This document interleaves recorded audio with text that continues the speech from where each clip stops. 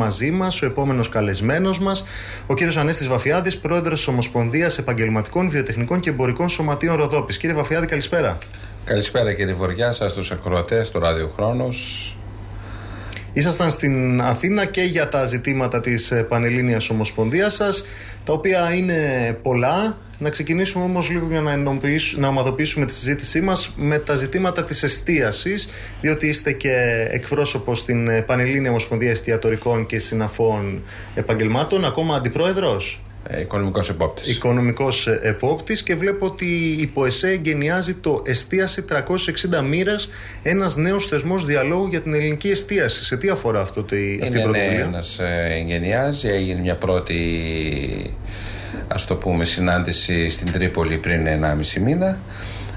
Όπου και πάμε τώρα στη Χαλκίδα αύριο, στην Εύβοια. Όσοι απλά είμαστε μακριά δεν μπορούμε να πάμε εύκολα. Θα γίνουν σε όλες τις περιφέρειες της Ελλάδος, που είναι ένας τρόπος ώστε να βγουν να προβληθούν τη θέση της εστίασης και όχι μόνο τα προβλήματά της, αλλά και μέσα από εκεί θα βγει και η γαστρονομία και ό,τι αφορά την εστίαση της περιοχής. Αλλά βέβαια το ζητούμενο είναι να δημιουργούνται πάνελς, είτε με πολιτικούς και εκπρόσωποι κομμάτων και της κυβέρνησης, οι οποίοι θα συζητηθούν τα θέματα της προβλήματα της εστίασης, τι έγινε, τι προσδοκούμε από εδώ και πέρα και ποια είναι η πραγματικότητα στον χώρο της εστίασης στην Ελλάδα αυτή την περίοδο.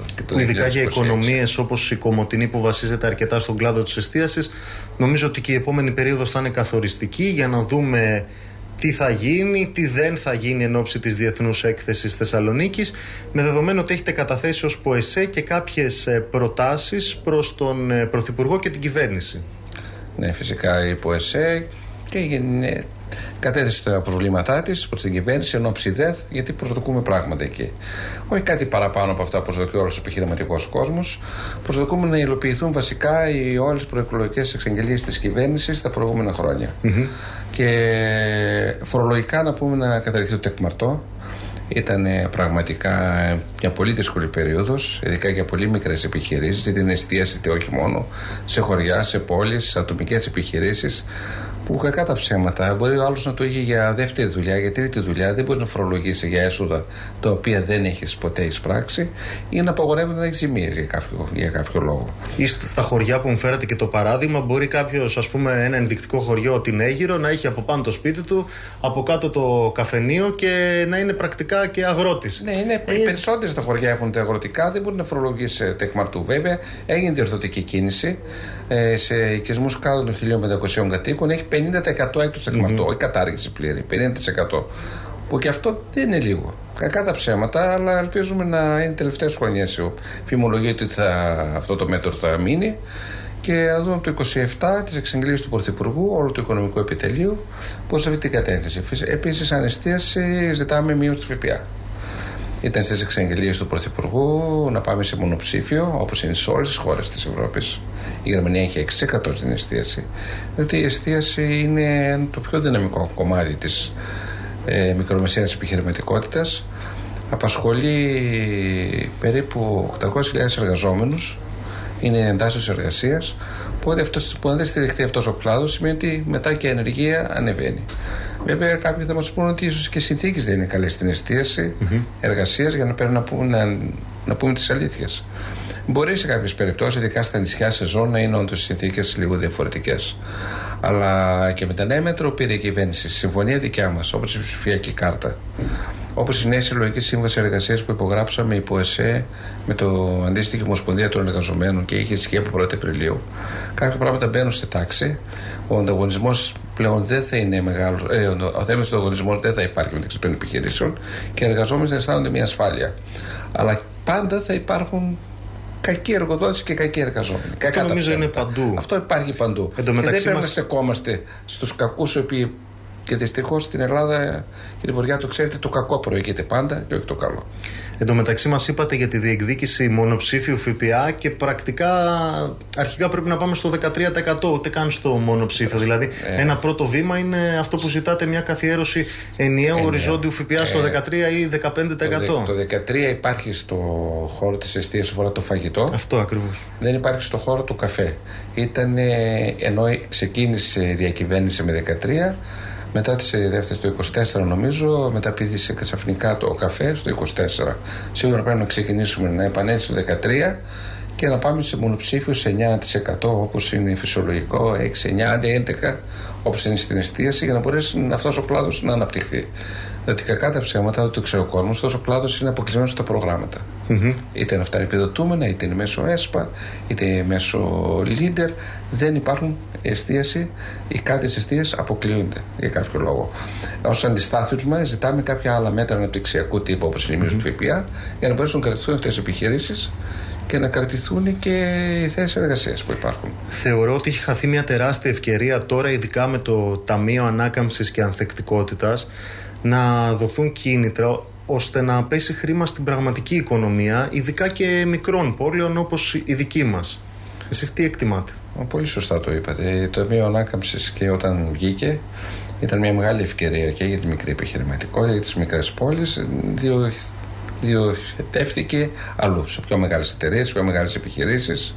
Εντάξει, σίγουρα σε κλάδους υγείας, παιδείας δεν το συζητάω και πρέπει να πάρει χρήματα και φαίνεται και όλο το αποτέλεσμα αυτό και πολύ σωστά. Αλλά η μικρή επιχειρηματικότητα αποκλείστηκε, όπως αποκλείστηκε από όλα τα προγράμματα, τα διατραπεζικά, τύπου ΤΕΜΠΕ, τύπου ΤΕΠΙΧ.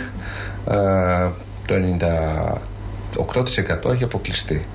Αποκλείστηκε διότι όλοι έχουν κάποια μικρά χρέη στις τράπεζες, κάποια μικρά χρέη στην εφορία, ως εκ τούτου αποκλείονται. Με αποτέλεσμα να μην μπορούν αυτά τα χρήματα να πάνε στην εστίαση, να πάνε στην επιχειρηματικότητα υγιεινή, όχι μόνο εστίαση. Τώρα μιλάμε για όλη τη μικρή επιχειρηματικότητα και να τονωθεί αυτό που λέμε η ρογοκοκαλιά της ελληνικής οικονομίας, που τελικά αυτός ο όρος είναι παλιός.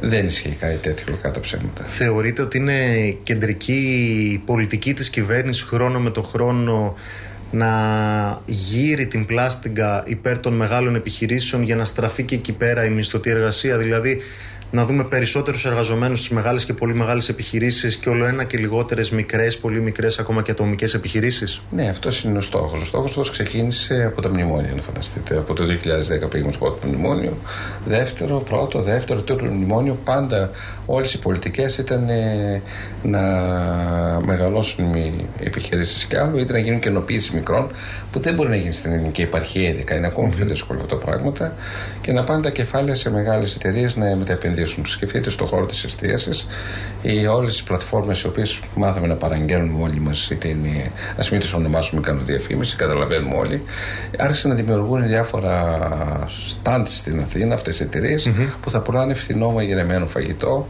φθηνό καφέ, και δεν μπορούσε να ανταγωνιστεί κανένας αυτές τις εταιρείες από εδώ και πέρα. Ένα παράδειγμα σας φέρνω. Ναι, το έχω δει και με μεγάλα σούπερ μάρκετ στην Αθήνα που θα το κάνουν αυτό. Την τάση του νέου φαγητού, έτοιμου φαγητού. Τάση market stops φαγητό, βέβαια. Δεν ξέρω ποια θα είναι η ποιότητα αυτού του φαγητού. Ναι. Αυτό ο κόσμος θα κρίνει την ποιότητα, δεν θα είναι το μαζικό. Αποκλίνεται την ίδιο με ένα πιο μικρό φαγητό που τρώμε σε ένα μικρό εστιατόριο, σε μια μικρή ταβέρνα τη γειτονιά, ειδικά στην επαρχία. Αλλά δεν πάει αυτή η τάση. Και αυτό φάνηκε και από την περιβόητη έκθεση Πισαρίδη, την έχουμε ξαναπεί, που πάντα ήταν ο στόχος της οι μικρές επιχειρήσεις θεωρείται πάρα πολλές στην Ελλάδα και πρέπει να μειωθούν. Αυτό βέβαια δεν ισχύει. Δεν ήμασταν πολύ πάνω από το μέσο όρο της Ευρώπης. Η Ευρώπη είναι στο 89%, εμείς είμαστε στο 91%. Δεν είναι κάτι φοβερό αυτή, συγγνώμη που θα πω την έκφραση, καραμέλα που ισχύει. Η μικρή επιχειρηματικότητα πρέπει να ενισχυθεί, πρέπει να υπάρχει, διότι είναι αυτή που απασχολεί προσωπικό και απασχολούν και οικογένειες, ειδικά στην επαρχία. Τώρα πάμε λίγο στα δικά μας στην Κομοτηνή, όπου βλέπουμε το θετικό, χρόνο με το χρόνο να έχουμε περισσότερους τουρίστες στο παραλιακό μέτωπο, να ανοίγουν και καινούργια καταστήματα, να ανοίγουν και θέσεις εργασίας. Από την άλλη, στην πόλη της Κομοτηνής μέσα, αυτό το στίχημα φέρεται να μην το έχουμε κερδίσει μέχρι στιγμής, και μιλάω για το στίχημα το να έχουμε έστω ένα πολύ μικρό αποτύπωμα εισερχόμενων επισκεπτών, είτε είναι από τα Βαλκάνια είτε από γειτονικές πόλεις. Δεν μπορώ κάτι άλλο να πω, αυτό το περιγράψατε. Και στα παράλια υπάρχουν τουριστικές ροές, και τουριστικές ροές κυρίως Βουλγάρων. Ρουμάνων φέτος δεν βλέπω ιδιαίτερα, έχουν φύγει και οι Ρουμάνοι, και άρχισαν φέτος έχουμε μια μικρή αύξηση Τούρκων τουριστών στην περιοχή μας, και μέσα στην πόλη της Κομοτηνής άρχισε να φαίνεται αυτό, αλλά αυτό δεν μπορεί να αποδώσει και να δώσει ένα μικρό ποσοστό ΑΕΠ στην Κομοτηνή από τον τουρισμό της. Δεν είμαι αυτός που λέω το καλοκαίρι η Κομοτηνή θα γίνει τουριστικός προορισμός. Αλλήμον δεν το συζητάμε, ούτε μπορεί να γίνει, ούτε και είναι λογικό. Δεν έχουμε θάλασσα, δεν έχουμε μεγάλα αξιοθέατα, μην κοροϊδευόμαστε. Το Σεπτέμβριο ως τον Απρίλιο. Έχουμε αξιοθέατα. Μια βόλτα στην Κομοτηνή να κάνουμε, έχουμε και μουσεία, έχουμε πινακοθήκες.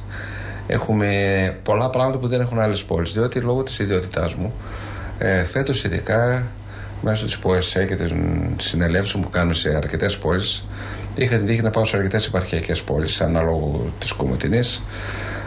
Και το είπα και δημόσια, η Κομοτηνή έχει πάρα πολλά να δώσει και είναι σε πολύ καλύτερο, ας το πω, σημείο, βήμα. Όχι σημείο, όχι σε σημείο και θέση, και αυτά μπορεί να δει κάποιος στην πόλη μας. Δεν είναι μια άσχημη πόλη, έχει και πράσινο, έχει τα πάντα. Απλώς η Κομοτηνή δεν έδωσε προς τα έξω την εξωστρέφεια την οποία αρμόζει. Βέβαια, έχουμε και το μεγάλο ζήτημα ότι χρόνο με το χρόνο μπορεί να μην μειώνονται οι φοιτητές στον αριθμό τους, αλλά βλέπουμε φοιτητές μικρότερης οικονομικής δυναμικής, που είναι λογικό γιατί οι οικογένειές τους δεν έχουν χρήματα, και περισσότερους φοιτητές ενδοπεριφερειακούς που μπορεί να μην νοικιάζουν 4-5 χρόνια στην Κομοτηνή, αλλά 2-3. Άρα βλέπουμε σιγά σιγά να επηρεάζεται και η πόλη μας από αυτή την κατάσταση που περιγράφω. Ναι, το βλέπετε κιόλας. Μια βόλτα το βράδυ, μια βόλτα το μεσημέρι. Δεν είναι η φοιτητική ζωή που είχε η Κομοτηνή την δεκαετία του 2000, και όλα αυτά είναι αποτελέσματα της οικονομικής δυσχέρειας των οικογενειών, και διότι οι οικογένειες είναι απλή μικρή μεσαία αστική τάξη της πόλης, της χώρας, οι οποίοι προσπαθούν να σπουδάσουν τα παιδιά τους. Δεν έχουν τα οικονομικά που είχαν παλιά, και αυτό φαίνεται και στον τρόπο ζωής των φοιτητών. Και όπως είπατε, και πολλοί από μέχρι Θεσσαλονίκη πήγαινε έρχεται ο κόσμος να δώσει, και ειδικά σε μια περιοχή που τα πανεπιστήμια που έχουν, οι σχολές που έχουν στην Κομοτηνή, εκτός του ΤΕΦΑ και της εργοθεραπείας, οι υπόλοιπες σχολές δεν είναι υποχρεωτική παρακολούθηση. Που αυτό έχει σαν αποτέλεσμα οι φοιτητές να πηγαίνουν έρχονται, όπως οι καθηγητές, θυμάστε που τους λέγαμε, έρχονται με αεροπλάνα και φεύγουν. Το ίδιο πράγμα κάνουν και οι φοιτητές αυτή τη στιγμή. Και φαίνεται στην πορεία. Γι' αυτό λέγαμε φυσικά να έρθω και να το συνδέσουμε με το προηγούμενο σκέλος, ότι έχουμε τον πυλώνα ανάπτυξης του πανεπιστημίου μας, αλλά από εκεί και πέρα πρέπει να δούμε κάτι διαφορετικό, και θα ήταν αυτός ο μόνος που μπορούσαμε να αναπτύξουμε, είναι τουρισμός, τίποτα άλλο. Σαν αντιστάθεσμα όλων αυτών. Τι μας λείπει? Μας λείπουν εκδηλώσεις, ενιαίο σχέδιο, γιατί άμα θέλουμε να είμαστε ειλικρινείς, βλέπουμε ότι ο Δήμος Κομοτηνής τα τελευταία χρόνια προσπαθεί να κάνει και περισσότερες εκδηλώσεις, κάποια θεματικά πάρκα, ενδεχομένως περισσότερες συνεργασίες. Τι είναι τελικά αυτό το οποίο θα κεντρήσει τα βλέμματα? Δεν διαφωνώ, και οι προσπάθειες γίνονται από το Δήμο, δεν μπορούμε να μηδενίζουμε τίποτα. Αυτό που θα ήθελα να πω, και το λέω χρόνια, που δεν υπάρχουν συλλογικές προσπάθειες. Βλέπουμε μια προσπάθεια του Δήμου γίνεται, εκδήλωση, τη μαθαίνουμε μέσα από τα μέσα μαζικής ενημέρωσης κατόπιν. Είτε αφορά την αγορά, είτε αφορά οποιοδήποτε άλλους φορείς. Αυτό που δεν συνδιαλεγόμαστε, που δεν συσκεπτόμαστε, ώστε να μπορέσουμε να το στηρίξουμε όλοι μαζί αυτό το πράγμα. Είναι ζητούμενο δηλαδή, προτού γίνεται μια προσπάθεια, να σας παίρνουν ένα τηλέφωνο, να στέλνουν ένα mail. Την άποψη και ενθιαζώσεις, δεν είμαστε δίπλα, δεν έχουμε να χωρίσουμε τίποτα. Ειδικά και προς σωστή κατεύθυνση είναι ότι γίνεται. Δεν είμαστε αυτούς που θα μηδενίσουν, επαναλαμβάνω, τις όποιες προσπάθειες. Αλλά δεν είναι μόνο αυτό, είναι η εξωστρέφεια που δεν έχει πόλη. Να διαφημιστεί παρά έξω. Σας είπα παράδειγμα, έχουμε πάρα πολλά μουσεία σε πόλη. Ποιος το ξέρει? Θα έρθει ο ξένος να κάνει μια βόλτα, γιατί λέει, ακούω πολλές φορές την άποψη, τι να έρθει να κάνει ο άλλος στην Κομοτηνή, σε μια ώρα τελειώνει. Δεν τελειώνει σε μια ώρα η Κομοτηνή.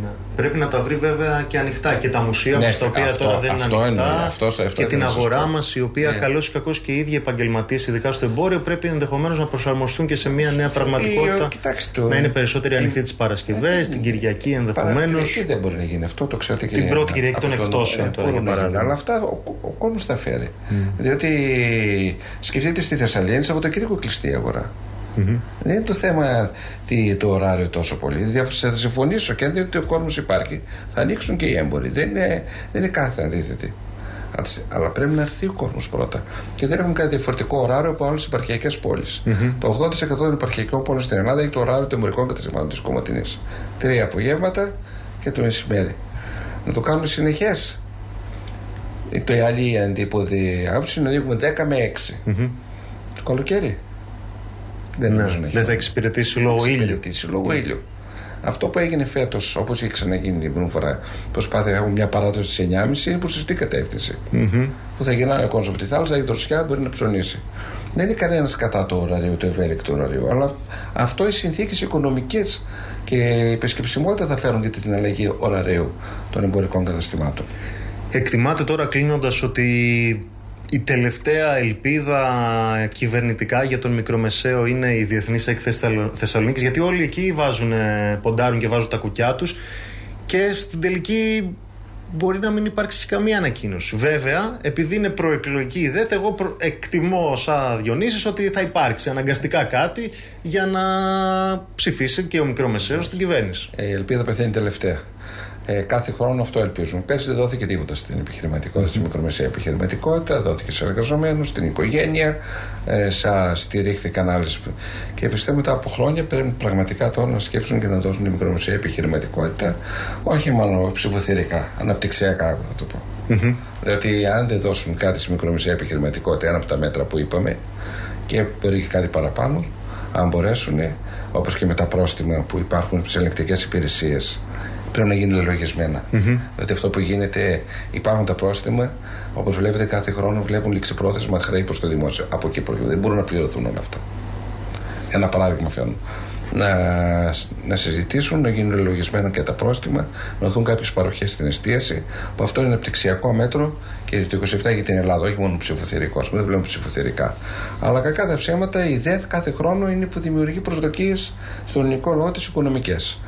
Τα τελευταία χρόνια βέβαια ό,τι γίνεται, ό,τι προκυρίζεται από τη ΔΕΘ εφαρμόζεται, άσχετα που δεν αφορά την επιχειρηματικότητα. Ας ελπίζουμε ότι φορά να υπάρχει ο κλάδος για την μικρή επιχειρηματικότητα, το τονίζω, και από εκεί πέρα να υλοποιηθεί, για να έχουμε κι εμείς ένα έρισμα όχι μόνο στήριξη της κυβέρνησης, κακά τα ψέματα, στήριξης των οικογενειών μας. Σωστά. Θα έχουμε τη δυνατότητα να τα ξαναπούμε φυσικά μέχρι τότε. Να σας ευχαριστήσουμε θερμά για την παρουσία σας. Αν έχετε κάτι άλλο το οποίο θέλετε να απευθύνετε στο ακροατήριο και εγώ πιθανώς δεν σας ρώτησα κατά τη διάρκεια της συνέντευξης, με χαρά. Ευχαριστώ πάρα πολύ τη φιλοξενία. Αυτό που λέμε το μότο μας, αν στηρίζουμε τις επιχειρήσεις μας, στηρίζουμε τον τόπο μας, γιατί στηρίζουμε τα παιδιά μας και την ενεργεία μας. Αυτό είναι το μότο που χρησιμοποιούμε πάντα και πρέπει να γίνει κτήμα μας. Διότι η αγορά είναι ο πνεύμονας κάθε πόλης. Και αν μας σβήσει ο πνεύμονας, σβήνει όλη η πόλη. Να είστε καλά.